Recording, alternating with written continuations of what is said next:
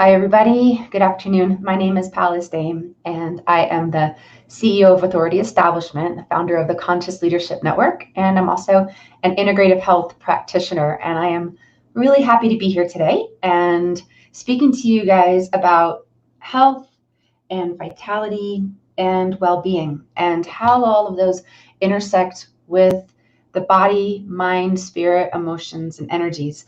This whole trio, this whole concept is core to everything that I do in my practice. The restoring, enabling the restoration of health and well-being and vitality within the body, mind, the spirit, the emotions, and the energies. They're all connected and they all interplay in a very finely tuned dance. And in order for one to be in balance, the others have to be in balance as well. So when we think of health, we oftentimes go into the space of how am I physically feeling today? Do I have the desire to get up and walk around the house? Do I have pain? Do I have a stomach ache? Do I have a headache? How would the doctor rate my health, right? And kind of depending on how we look at health, that can either be a good thing or it can be a negative thing. But for me, in looking at health, I also look at the whole vitality part of it, because vitality is absolutely key to what health is. And vitality to me, it's not just feeling physically okay. Vitality is having the energy running through you, running through your body, moving you forward in life. Vitality of energy, the vitality of enthusiasm to be able to get up and go and be interested in life. Because we can have our health, physical health, but if we don't have our vitality, then our physical health will wax and wane, right? Vitality, the energy, the chi within us, right?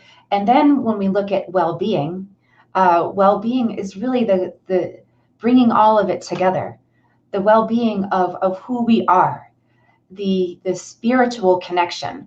What is our heart feeling? How are we showing up in the world right now? How are we interacting with the world? Our well-being is so indicative of the expression of our love out into the world and our ability to receive love from the world as well.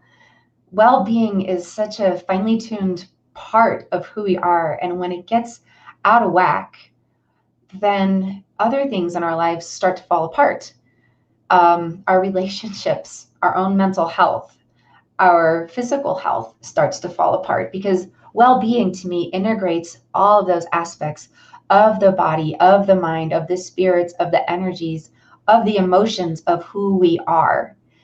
And if our spirit is not being fulfilled and is not energetically infused with the love and abundance of the world, of the communities around us, of what we are in this world as a human being it's not a human being having a spiritual experience. It's a spiritual being having a human experience. And that spiritual being is made of energy, right? And if that spiritual part of us isn't infused with the energy of love and abundance, the spirit part of us starts to wither. And when the spirit part of us starts to wither, then we start looking at these different elements of things that are going in our body, the symptoms of dis-ease or an ability to be at ease, of mental health, of getting sick frequently with the flu or with a cold or with some mysterious whatever. If we don't have the well-being, our well-being infused with at the soul level with the vitality of love and abundance, everything else is like a sandcastle. It's only as strong as it is wet at that time. But as the sand starts to dry out or the surf starts to come in, it starts eating away, and the sand starts crumbling from the top of the sandcastle, and it starts disintegrating from the bottom, right? And so if that sandcastle, it's only as strong as it has that infusion of water into the core part of creating the structure of who it is, of what it is, right? And so to create that well-being and the vitality, it's the intersection of the physical, it's the intersection of the community, of connection with others, of allowing love and abundance in, and it's the infusion of the love, of the energy of spirit, of consciousness, of God, of Gaia, of whatever term that you might go with, right? Because we're always connected to that. It's just part of who we are. It's the core infusion of us as a living, breathing, sentient being. And so to have health and vitality and well-being, we need to be nourishing ourselves from our soul level up. Then when we nourish our soul then brings that vitality into our body, or that chi. And the chi enables our body to remember that we aren't meant to break. We're meant to be healthy and happy and whole. And when our body remembers that we're meant to be healthy and happy and whole, all these other things that started breaking down, like that sandcastle analogy, naturally, miraculously, can start reintegrating together to reconnect the pathways that had been disintegrating over time or decaying, right? Things that can cause that decay in us, are allowing things into our lives. That's right, Xavier. Thank you so much. Healthy, happy, and whole.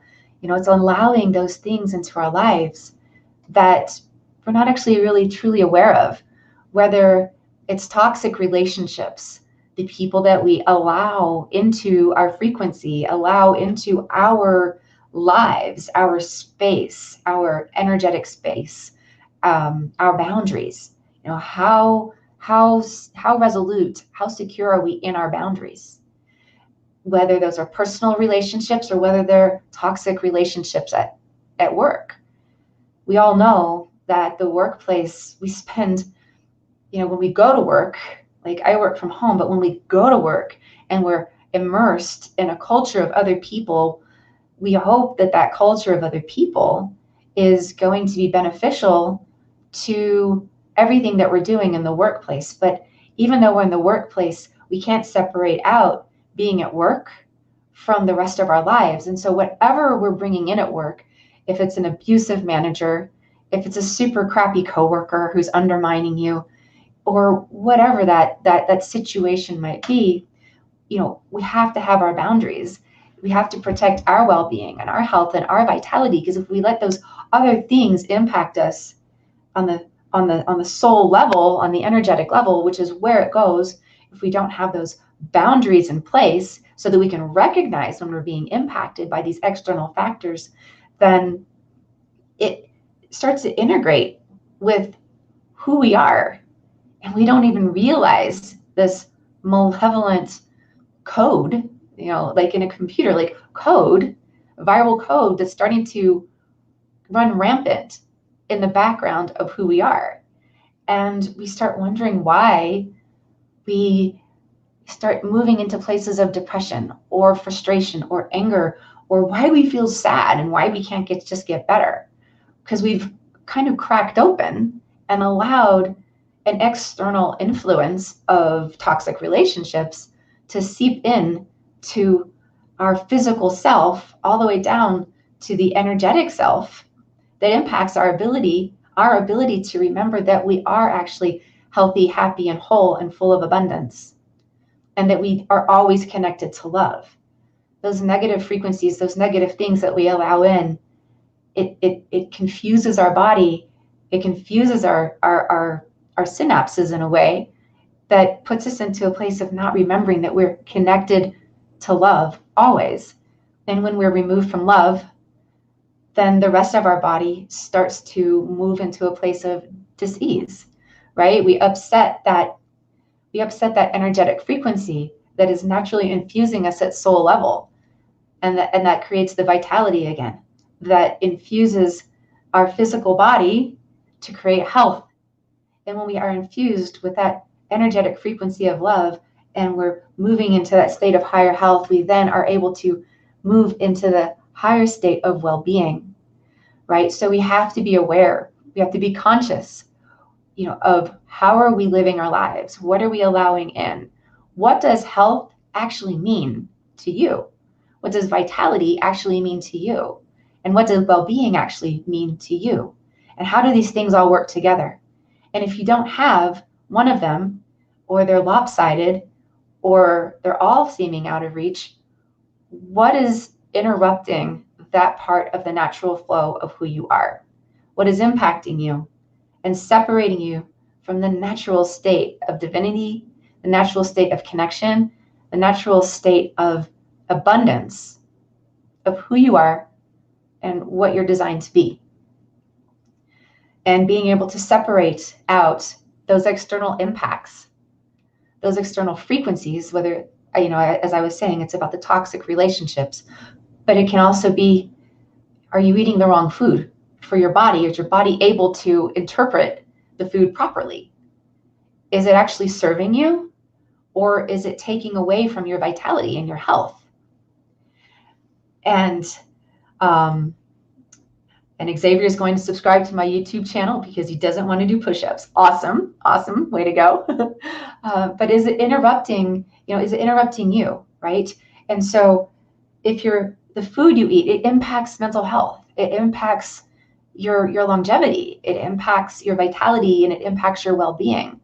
Because if you're bringing food into your body that is not, your body's not ready to interpret as food, and it actually interprets it as poison or a toxic, it's going to react accordingly. So there's so many different things. The environmental elements, the things that are out there, the movies that we watch, the music that we listen to, the conversations that we have, how absorbed we get into the media, all the crazy stuff that's going on in the world. What do we allow in to interrupt our natural state of consciousness, of health and vitality and well-being? So there you go, guys. That is what I have to share with you guys today. And I would love for you guys to connect with me more over in the Conscious Leadership Network. If you're checking this video out on YouTube, you can like and subscribe and hit the bell and get the reminders and all that kind of stuff. If you're watching us on Facebook, follow us. You can click the link, join the Conscious Leadership Network. If you just want to go straight to the Conscious Leadership Network itself, the address is community.consciousleadershipnetwork.org. And if you want to get a little more insight into me through our main website for the Conscious Leadership Network, it's consciousleadership.life. So many ways to connect, but the main thing is like, subscribe, follow us, check us out, join the community, and let's change the world together. Thanks for being here today.